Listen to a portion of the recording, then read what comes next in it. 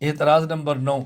محمد بن حنفیہ نے یزید کو الزامات سے بری قرار دی ہے۔ یعنی یہ جو کہا جاتا ہے یزید فاسق اور فاجر تھا، شراب خور تھا، نمازیں نہیں پڑھتا، کوتاہی کرتا تھا، تو محمد بن حنفیہ کہتا ہے نہیں، میں نے یزید کے اندر جرم نہیں دیکھا، وہ صفائیاں دے رہے ہیں جو اہل بیت کے آدمی ہیں اور آپ ان کو فاسق اور فاجر کہتے ہیں۔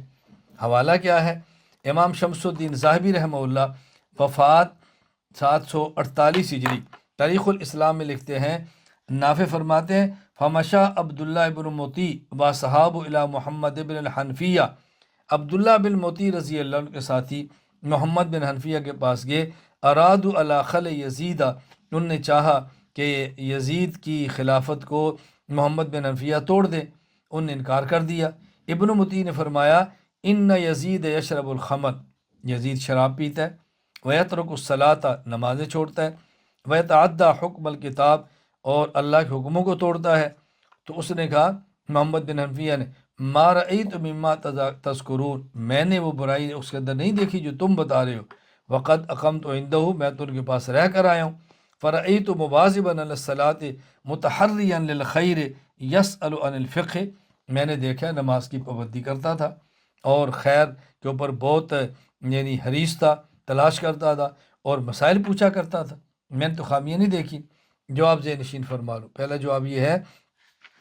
اگر اس تاریخی روایت کو ثابت درست مان بھی لیا جائے، یزید کے فسق کی دلیل ہے۔ کیا مطلب؟ عبداللہ بن مطیع رضی اللہ عنہ صحابی ہیں اور وہ یزید کو فاسق اور فاجر فرما رہے ہیں، اور اس بنیاد پر فرما رہے ہیں جو ان کا اپنا مشاہدہ ہے،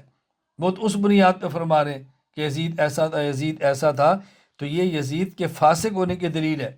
ہم نے احادیث پیش کی ہیں، امت کا اجماع پیش کیا ہے، اکابرین کی تصریحات کو پیش کیا ہے، اس لیے عبداللہ بن مطیع رضی اللہ عنہ صحابی یہ بلا وجہ یزید کے اوپر اتنے بڑے الزامات نہیں لگا سکتے۔ باقی یہ بات رہ گئی کہ محمد بن حنفیہ نے بات کیوں تھی؟ محمد بن حنفیہ کے سامنے یزید نے کام نہیں کیا ہوگا، اور یہ پہلے کی بات ہے، عبداللہ بن مطیع کی بات ہے، وہ پہلے کی زندگی بتا رہے ہیں، یہ بات کی بتا رہے ہیں، اچھی طرح ذہن نشین فرما لیں۔ اور ویسے بھی یزید چونکہ بہت چلاک تھا، حضرت محمد بن حنفیہ کی ہمدردیاں لینے کے لیے جب تک وہ رہے ان کے سامنے یہ کام کرتا بھی رہا ہوگا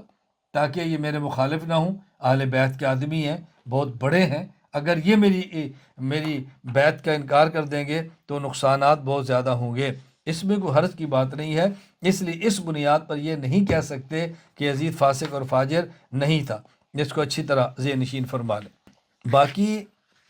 ہم یزید کے فسق پر دلائل بیان کرتے ہوئے ان احادیث اور تشریح کو نقل کرتے آئے ہیں جن سے یزید کا فاسق ہونا ثابت ہوتا ہے۔ اب اگر کسی تاریخی روایات سے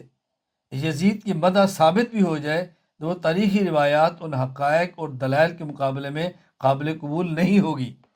حکیم الاسلام قاری محمد طیب رحمہ اللہ، وفات 1403 ہجری، حضرت شہید کربلا اور یزید میں لکھتے ہیں، اگر ہم نے یزید کے فسق و فجور پر زور دیا تو اس کی بنیاد در حقیقت کتاب و سنت کے عمومی اشارات ہیں، جن میں عمومی اشارات ہیں جن کی تعیین واقعات ارباب دین و یقین نے کی، اس لیے اس کے بارے میں بھی تاریخی روایتیں جو ان احادیث کی ہم نوا اور ان سے ہم آہنگ ہوگی، ان کی تشریح اور مؤیدات کا درجہ رکھتی ہیں، اصل نہیں، کیونکہ کتاب و سنت کا اشارہ بھی تاریخ اسرات سے قوت میں بڑھا ہوا ہے۔ اس لیے جو تاریخی روایتیں مدح حسین اور قد یزید کے حق میں ہیں وہ چونکہ وحی کے اشارات کی مؤید ہے، اس لیے قابل قبول ہوگی، اگرچہ تاریخی معیار سے کچھ کمزوری ہو، ان کی بڑی قوت کتاب و سنت کی پشت بنائی ہے، اور اس کے برعکس مدح یزید اور قد حسین کی جو روایات کتاب و سنت سے اشارات کی مخالف سمت میں ہیں بلا شبہ قابل رد ہوں گی، اگرچہ تاریخی معیار سے کچھ کمی بھی ہوں، کیونکہ ان کی قوت کو مخالفت کتاب و سنت نے زائل کر دیا ہے۔ ایک اور جو آپ ذہن نشین فرما لیں بہت اہم، وہ یہ کہ یہ روایت امام ذہبی اور امام ابن کثیر بھی نقل کرتے ہیں، اور ان کا اپنا موقف یزید کے فاسق اور فاجر ہونے کا۔ اگر اس روایت کی بنیاد پر یزید کو صالح قرار دیا جاتا تو اس روایت کو نقل کرنے والے اس کو فاسق اور فاجر کیوں کہتے؟ دیکھیں علامہ شمس الدین ابو عبداللہ محمد بن احمد بن عثمان الذہبی رحمہ اللہ، وفات 748 ہجری، سیر اعلام النبلاء میں لکھتے ہیں، یزید بن معاویہ کان ناصبیا فظا غلیظا جلفا یزید بہت متشدد، ناسبی، سخت، بد اخلاق اور یتناول مسکر، نشہ کرنے والا،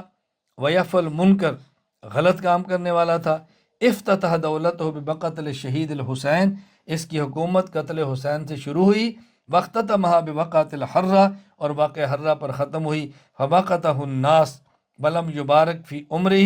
وخرج علی غیر واحد بعد الحسین، اس کی عمر نہایت نامبارک تھی۔